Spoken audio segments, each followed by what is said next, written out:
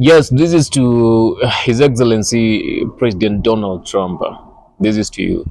Please don't throw the Iranians under the bus. Don't betray the Iranians. Don't throw the Iranians under the bus. Don't betray them.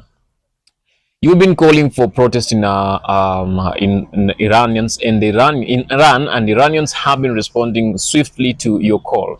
You promised them that you're going for their salvation. You're coming to save them.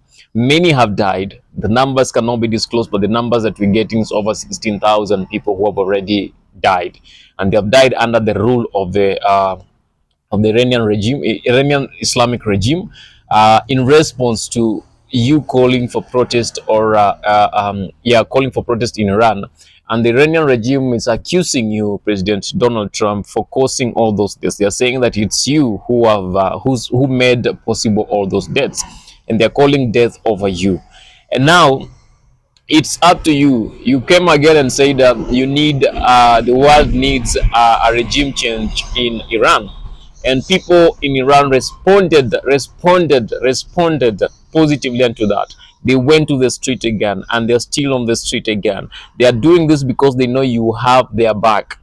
They are losing their brothers and sisters because they know you have their back. President Donald Trump, don't throw these people under the bus. Don't betray them, because when you promise, you have to promise, you have to fulfill it. You have to get the Islamic regime out of power in Iran and replace it with a more democratic, okay, quote unquote, more democratic government that will enforce democracy to the people and lead these people in the right way. If you don't go in now, I bet most of Iranians are going to die. Most of Iranians will be hanged. And I know maybe there are some who are being hanged, but we can't get those images or those videos because the internet has been shut down. Elon Musk, do as much as you can, as fast as possible. Kindly get the Starlinks in those places. Let people communicate. Let people show the world whatever is happening there. That is the only way you can save those people. Please do what you can do. And Donald Trump, Israel, Russia, you can stop this. Talking about Netanyahu, I'm talking about Trump, I'm talking about Putin. You guys cannot just sit and stand and wait. Even Jinping, you cannot just stand and sit and wait as you see all these massacres. These are the people who are tired with the rule of their government, and they really want a regime change. Trump, you've promised them that you are there for them and you're coming for them. You'll protect them. You're behind them. Go in and do what is necessary. Try to do whatever is necessary now. Hack those bank accounts for this Islamic regime.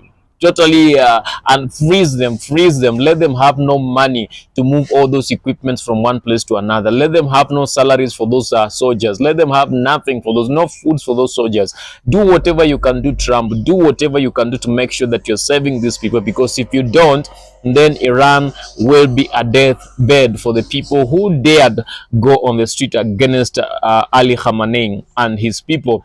And another thing, you've seen what the government is doing. They are giving a counter protest for the people who seems to love the government and appreciate the government. But we all know, political analysts and situation analysts like us, we all understand that is just a bluff to show people that the people of Iran want the IRGC, but they don't want it. And because they know if they don't go on the street, they'll be killed or their families will be killed. So they don't have a choice but to go on the street with the placards of Ali Khamenei saying that he's the best leader that Iran has ever had. And they want him as long as he lives, because that is what they want. We don't want those false information. Donald Trump, you got to do something. You got to do something as soon as possible, as early as yesterday. You would have done something for the sake of the people in Iran. If you don't do it, more people in Iran are going to die. More Iranians are going to die. Donald Trump, if you can hear this, if you can get me right, if you can hear this, kindly make sure, or you find a way. If you're sure that you're not going to effect a regime change in Iran,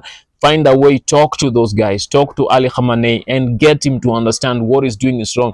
Or US leaders trying to find a better way to stop whatever is happening in Iran, because we don't want to lose more lives. 1 life, 2 lives, 3 lives, 4 lives is much more than we can expect. Now it's beyond 10,000 as from the reports that we're getting.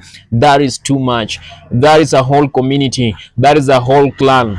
That is a whole tribe that has been swept away, and that is a massacre beyond a massacre. That is greater than what you can call a massacre. That is a whole country that has gone. And Donald Trump, we cannot keep on watching this one happen as you sit in the White House, in the Oval Office, giving orders there that you're not effecting. You have to work on your orders and make sure that these people in Iran are getting justice. These people in Iran are getting they're getting a good life, and you're restoring sanity in Iran.